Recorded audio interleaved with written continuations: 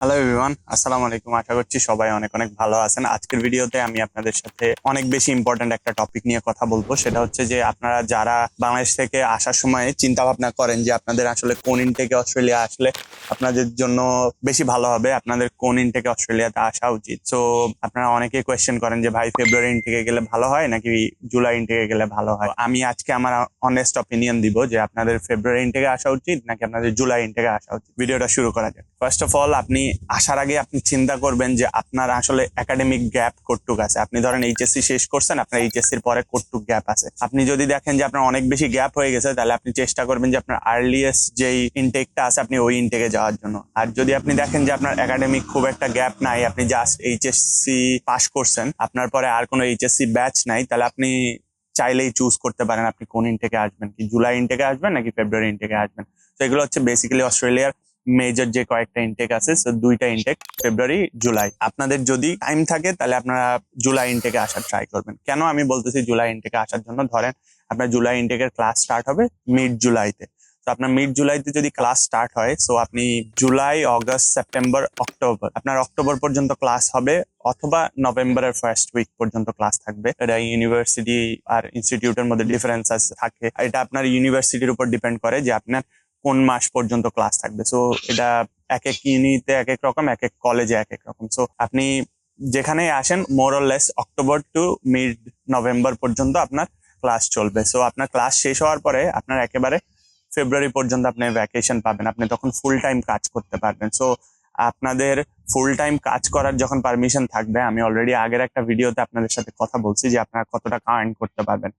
তো আপনি যখন আপনার ওই ভ্যাকেশনটা ভালো মতো কাজে লাগাবেন, আপনার হাতে সময় বেশি থাকবে, আপনি ভালো একটা অ্যামাউন্ট আর্ন করে আপনার নেক্সট সেমিস্টারের টাকাটা আপনি ম্যানেজ করতে পারবেন। কিন্তু আপনি যখন ফেব্রুয়ারি ইনটেকে আসবেন, আপনার অলমোস্ট এক মাস পরেই আপনার আবার জুলাই ইনটেক স্টার্ট হয়ে যাবে। তো আপনার জন্য জুলাই ইনটেকের টাকাটা ওই টাইমের মধ্যে ম্যানেজ করাটা অনেক বেশি ডিফিকাল্ট। তো তখন আপনার ফ্যামিলি ব্যাকআপের প্রয়োজন হইতে পারে। স্টিল এক একজনের সার্কামস্ট্যান্সেস এক এক রকম। আমি জাস্ট আমার ইন জেনারেল একটা আইডিয়া আপনাদেরকে দিচ্ছি।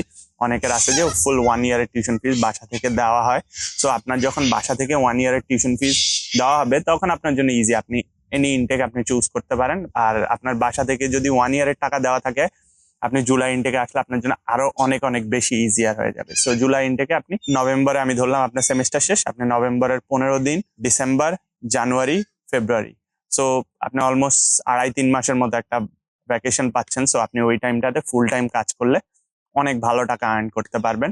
অ্যান্ড ইন সাম কেসেস আপনি ওই টাইমটার মধ্যে আপনার পরের সেমিস্টারের টাকা ম্যানেজ করতে পারবেন, যদি আপনার টিউশন ফিস একটা ভালো রেঞ্জের মধ্যে থাকে। যদি অনেক বেশি হয়ে যায়, তখন দেখা যায় যে আপনি হয়তো পারবেন না ওই টাকাটা ম্যানেজ করতে। ফেব্রুয়ারি ইনটেকে আসলে আপনি আবার 6 মাসের আগে চেঞ্জ করতে পারবেন না। সো অনেকে ফেব্রুয়ারি ইনটেকে আসার পরে সেপ্টেম্বর ইনটেকে যাইতে হয়, কারণ সেপ্টেম্বর ইনটেকে আপনার না যায় আর কোনো উপায় নেই। কারণ রুলস অনুযায়ী আপনার কিন্তু এক সেমেস্টার পরে আপনি চেঞ্জ করতে পারবেন, বিষয়টা এরকম না।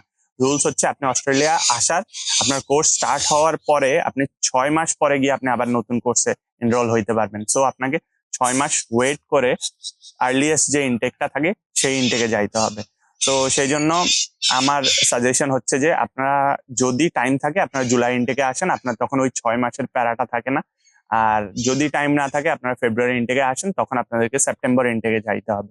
তো আপনি ওই মাঝখানে আবার সেপ্টেম্বর ইনটেকের যে গ্যাপটা থাকে ওই গ্যাপেও আপনি ফুল টাইম কাজ করতে পারবেন।